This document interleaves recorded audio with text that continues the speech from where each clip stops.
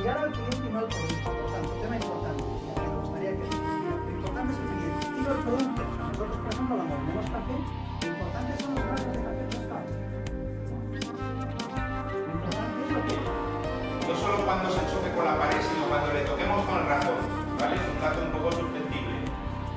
Pues aquí en control tenemos una cosa interesante que es, al presionar un objeto, este objeto, pues hacemos que maulle. ¿Vale? Ahora el gato está pendiente de tres cosas a la vez, ¿vale? De andar de un lado a otro, de maullar cada vez que choca con el borde y además de maullar cada vez que le pulsamos con el ratón. Vamos a comprobarlo. Damos a la banderita verde.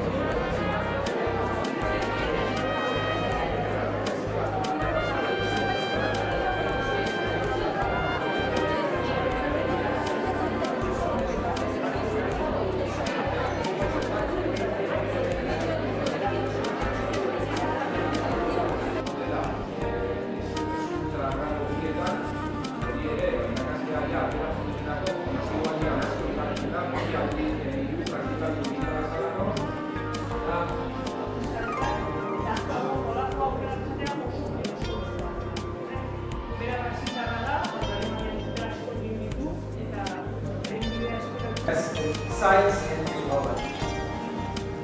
So,